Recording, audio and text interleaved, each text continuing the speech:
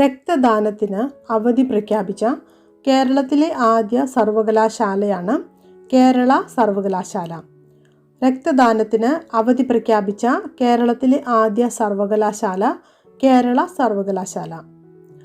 കർണാടകയിൽ സ്ത്രീകൾക്ക് സർക്കാർ ബസ്സുകളിൽ സൗജന്യ യാത്ര അനുവദിക്കുന്ന പദ്ധതി ശക്തി പദ്ധതി. കർണാടകയിൽ സ്ത്രീകൾക്ക് സർക്കാർ ബസ്സുകളിൽ സൗജന്യ യാത്ര അനുവദിക്കുന്ന പദ്ധതിയാണ് ശക്തി പദ്ധതി. 2023 കുടുംബശ്രീ കലോത്സവ ജേതാക്കളായ ജില്ലയാണ് കാസർഗോഡ്. 2023 കുടുംബശ്രീ കലോത്സവ ജേതാക്കളായ ജില്ല കാസർഗോഡ്. ISO സർട്ടിഫിക്കേഷൻ ലഭിക്കുന്ന കേരളത്തിലെ ആദ്യ കളക്ടറേറ്റാണ് കോട്ടയം കളക്ടറേറ്റ്. ISO സർട്ടിഫിക്കേഷൻ ലഭിക്കുന്ന കേരളത്തിലെ ആദ്യ കളക്ടറേറ്റ് കോട്ടയം കളക്ടറേറ്റ്. 2023 ഭക്ഷ്യസുരക്ഷാ സൂചികയിൽ ഇന്ത്യയിൽ ഒന്നാമതെത്തിയ സംസ്ഥാനമാണ് കേരളം.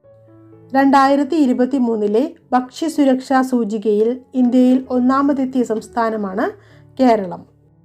കേരള പോലീസിൻ്റെ ഓൺലൈൻ രക്തദാന പദ്ധതിയാണ് പോൾ ബ്ലഡ്. കേരള പോലീസിൻ്റെ ഓൺലൈൻ രക്തദാന പദ്ധതി പോൾ ബ്ലഡ്. ഇന്ത്യയിലെ ഏറ്റവും നീളം കൂടിയ കടൽപ്പാലം അടൽ സേതു. ഇന്ത്യയിലെ ഏറ്റവും നീളം കൂടിയ കടൽപ്പാലം അടൽ സേതു. ഓസ്ട്രേലിയയിലെ ഹാരിസ് പാർക്കിൻ്റെ പുതിയ പേര് ലിറ്റിൽ ഇന്ത്യ. ഓസ്ട്രേലിയയിലെ ഹാരിസ് പാർക്കിൻ്റെ പുതിയ പേരാണ് ലിറ്റിൽ ഇന്ത്യ. കർണാടക നിയമസഭാ സ്പീക്കറായി ചുമതലയേറ്റ മലയാളിയാണ് UT ഖാദർ.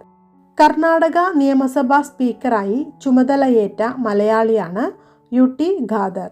2023 ഫിജിയുടെ പരമോന്നത സിവിലിയൻ ബഹുമതിയായ ഓർഡർ ഓഫ് ഫിജി നേടിയത് നരേന്ദ്രമോദി. 2023 ഫിജിയുടെ പരമോന്നത സിവിലിയൻ ബഹുമതിയായ ഓർഡർ ഓഫ് ഫിജി നേടിയത് നരേന്ദ്രമോദി.